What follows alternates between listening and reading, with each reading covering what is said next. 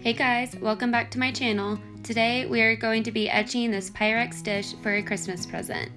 You will need a few supplies for this: your glass dish, Armour etching cream, vinyl for your stencil, and of course your Cricut machine. Open your Cricut Design Space to add your basic text in. Now in a second I'm going to show you this cool website that I just discovered. It shows you all of the fonts that are currently downloaded onto your computer.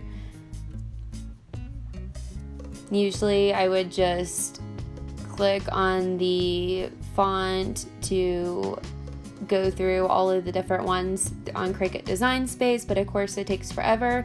So I found this super cool website. It's called Wordmark.it. And it's free to use. All you do is enter in the word that you want to see, and all of your downloaded fonts on your computer will show, and it will give you an example of how that word will look in that font.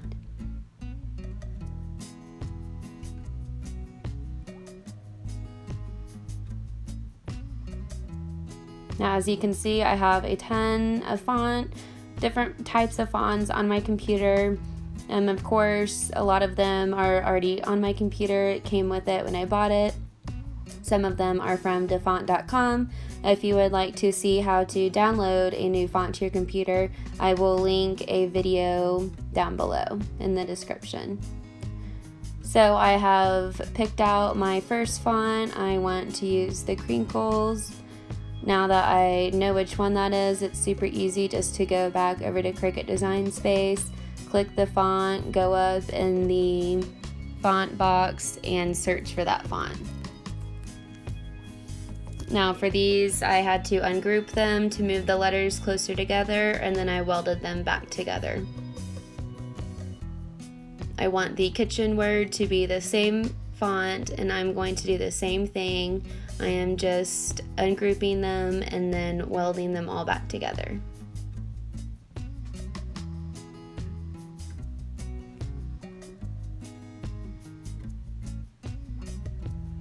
Now I am ready to find my font for Donna.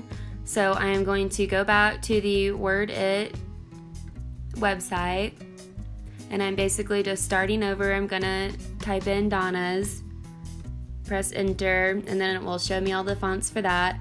Now up at the top, you can do it all caps, all lowercase. You can do it just normal with one capitalized at the front. But for this, I want all caps, so it really just sticks out in the middle of my dish. So you can go through here, you can click different fonts that you want. Since there's so many, you can filter out and see the ones that you did choose. Now that's already downloaded to my computer, so I just go over to Cricut Design Space, go up to font, and I can search for that, engravers.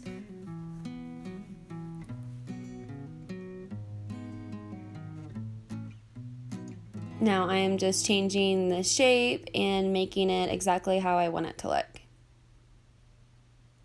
I'm going to weld all of this together so it cuts just like that.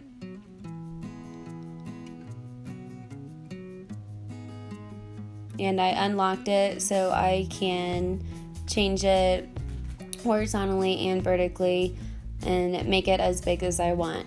Now my dish is about a 9 by 13, so I'm gonna be making this to size with that. I'm adding in a box. Since this is a stencil, we do need some type of barrier around it, I guess you can say, for the etching cream to stay within the letters. So I will show you that in a second. So now we have that, we are ready to continue on and make it. Since this is above an 11.5, I am using a 12 by 24. Now we do need to mirror this image since it's going on the bottom of our glass dish. We need to mirror it since it's basically upside down. Then when you're looking at the dish from the top of it, it looks normal. So I just add my Oracal 651 vinyl, And for this stencil, I'm just using regular vinyl. It's permanent, 651's permanent, the 631 is not, but I've heard people using the 631 on this with no problem. You basically just want a decent vinyl that is going to stick to the glass and not bubble up around the letters, so it makes sure and holds that etching cream in place.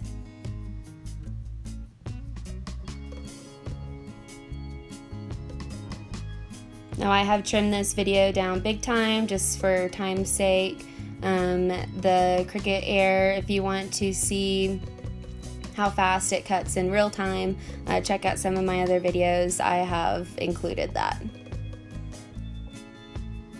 Now I am going to weed out the letters on the inside and leave the box around it. So whenever I put on top my transfer paper, I'm basically pulling up a big stencil.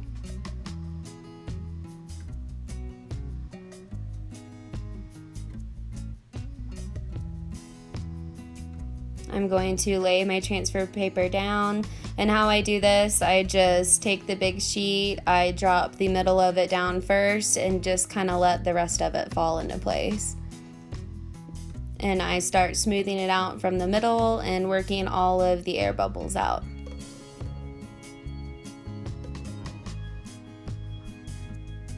So as you can see, it is reversed, and that is because we are going to lay it straight down onto our dish like that, and since it is on the bottom of it, it will look normal from the top.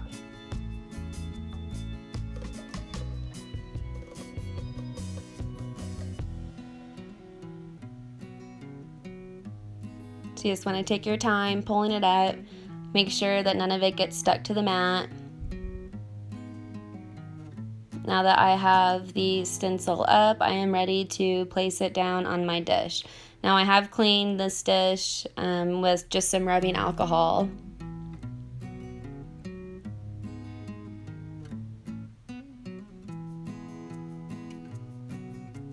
So again, I just start in the middle, I lay that down, and then I just kind of work out the edges from the inside out.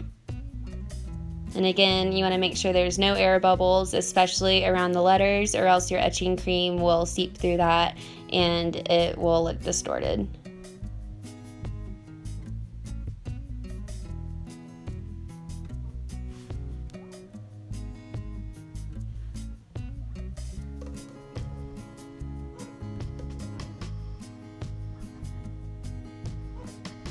I'm just making sure that's on that really well before I pull the transfer tape back.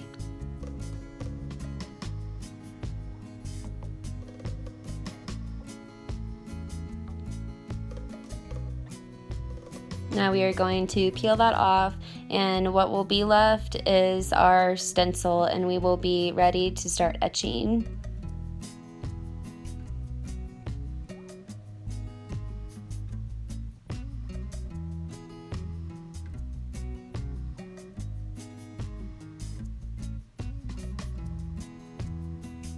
I did forget the apostrophe, so I am just pulling that extra little piece out.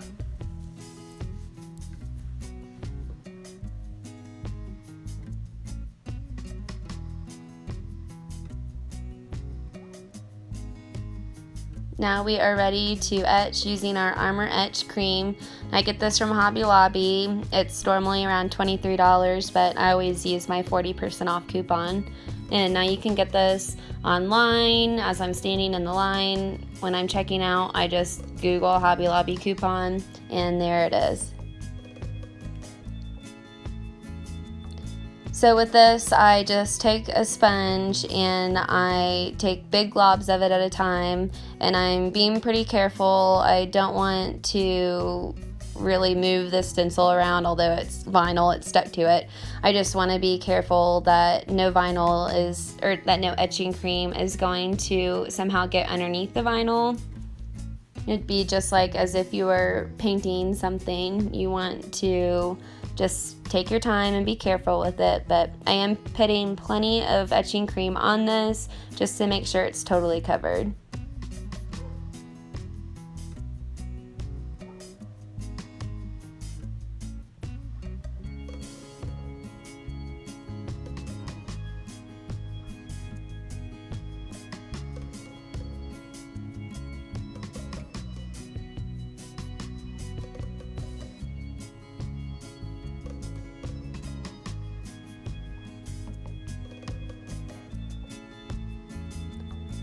Now that that first layer is on, I usually go over it and just put a little bit extra on just to make sure that there's plenty on there and that there's not going to be any spaces where there's less etching cream or it doesn't etch as well as the rest of it.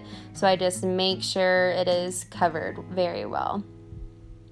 Now I let that sit for about 10 minutes and then I come revisit it and basically just move all that etching cream around. I don't add any more on. I'm just kind of moving around the cream while it's still wet. And there's plenty on there, so it is going to stay wet the whole time. It should never dry.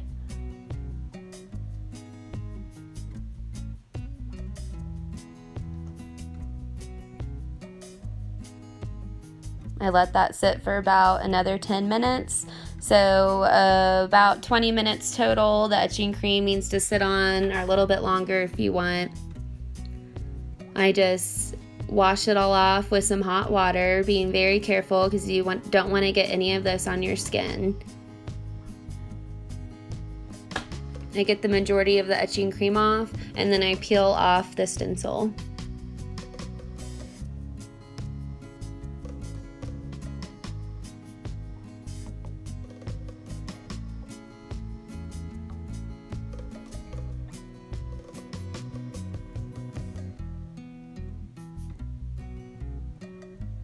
As you can see, the Oracal 650 stays on there really well. This is my favorite vinyl that I use for pretty much every single project, even indoor ones.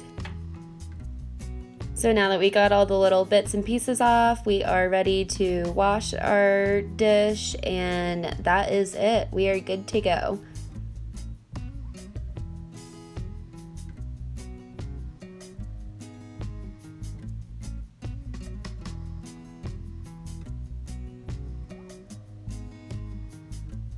Thank you guys for watching. If you enjoyed this video, click subscribe below to see more like it.